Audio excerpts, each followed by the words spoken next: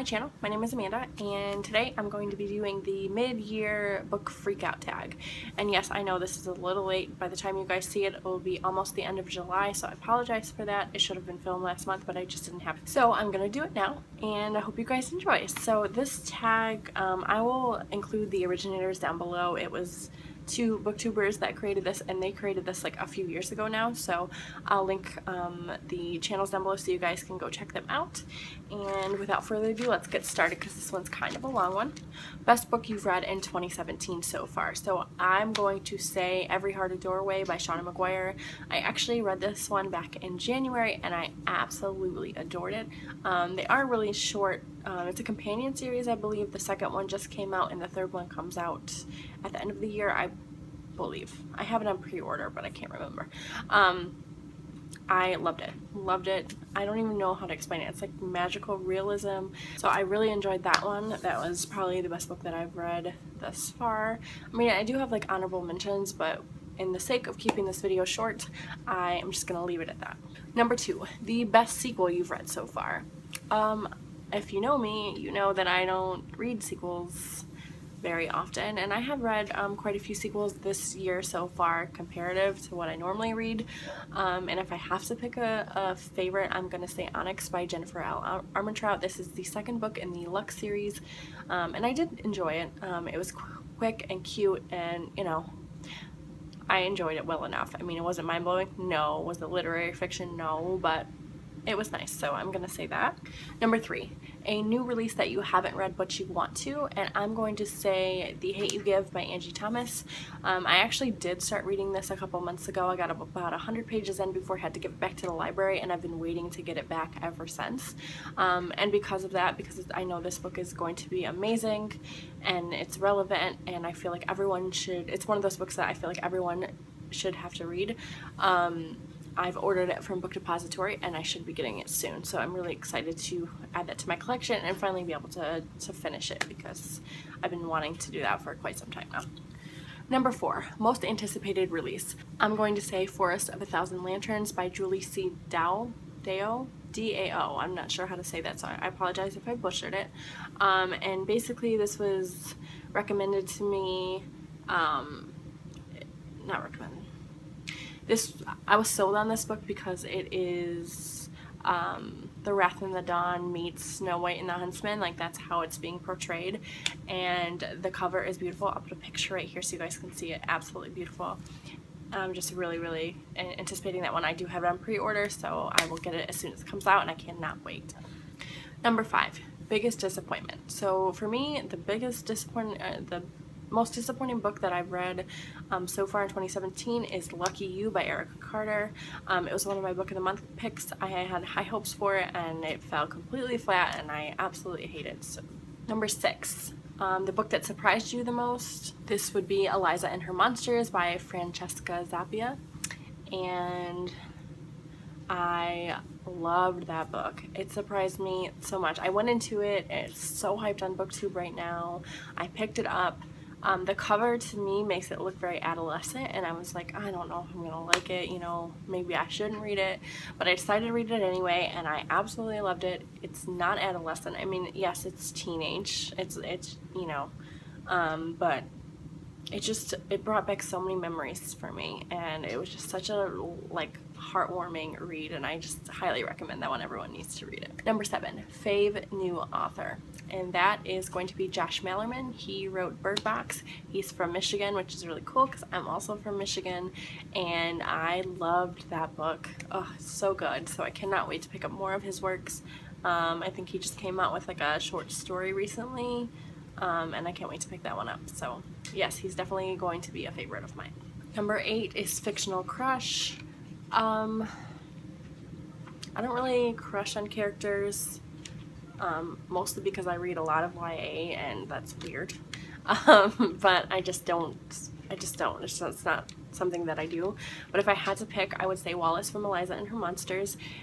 He's just super cute, and like, he's been through so much, and he just reminds me like, he reminds me of like my first like love growing up, and my first like relationship, and yeah, so he brought back some memories for me. Number 9 is my newest favorite character, and this was hard for me, but I would have to say either Kaz or Inez or Nina, any of those three from Six of Crows.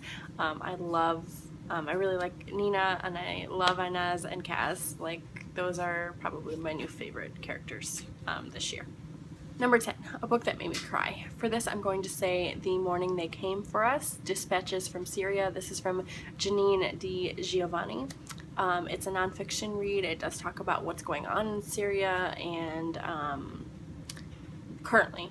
That it started in like 2012. I'm not going to go into the specifics. I picked it up because I needed to be enlightened. I needed to know what was going on over there because I saw so many things going on in the news, and with the Syrian refugees not being able to come to the U.S., which is horrible. I just needed to enlighten myself, so I'm so glad I picked it up.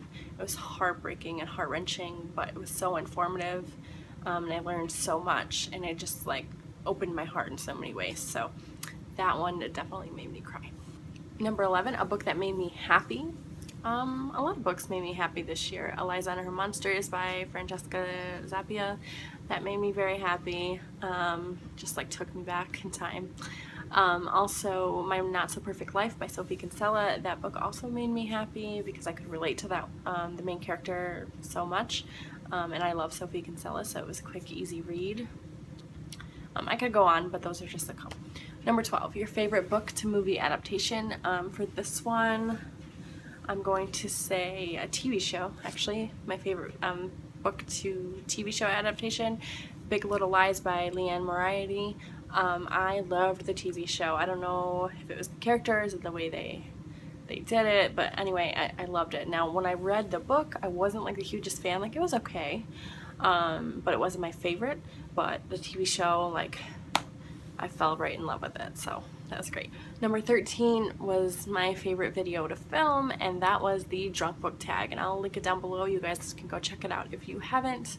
It was just so much fun. I felt like I just had no inhibitions because that's what happens when you drink, and it was just a lot of fun to film, and it was something completely new and different to do.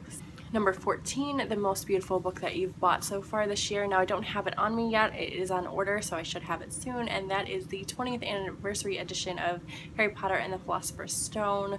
I bought the Gryffindor edition hardback, and I also bought the Ravenclaw edition soft covers. I plan on collecting them all, but they are kind of expensive, so I'm just going to buy them little by little, and they're all absolutely beautiful. I'm a Gryffindor, which is why I got the Gryffindor. I fell in love with the Ravenclaw version, which is why I bought that one. I think my least favorite would be Hufflepuff, but I can't even say, like, there's nothing wrong with it. It's absolutely gorgeous, but if I had to pick a least favorite, it would be that one. And the last question, question 15, are books that you need to read by the end of the year. I need to read a lot by the end of the year, but off the top of my head, I need to finish The Well of Ascension by Brandon Sanderson. I am about halfway done with this, and I put it down and I never picked it back up, and I started this Tome Top also. That was a long time ago, and there's no reason why I shouldn't have finished it by now, so I definitely need to finish this one. I don't want to leave it on my shelf for next year. Another book that I need to read by the end of the year is Pride and Prejudice by Jane Austen. This book is part of my bookish goals this year, so I definitely want to make sure that I get this read. Plus, Amy and I from Amy C Books, we talked about buddy reading this one together, so I'm hoping that we can do that, because maybe if I buddy read it with someone, I'll actually get it done. I also need to finish the Harry Potter series by the end of the month. I'm on book 5 currently, so I have to finish those 3 books, and then I would also like to read The Hate You Give by Angie Thomas before the end of the year, and I probably will pick that up next month, if not sooner, because like I said, I do have it on order, so I should have it in my possession fairly shortly. So that is my mid-year book freakout tag. If you guys did a tag or a post, link them down below so I can go check them out. Don't forget to like and subscribe. Follow me on Twitter and Goodreads. Both of those will be linked in the down bar, and I will talk to you guys later. Bye.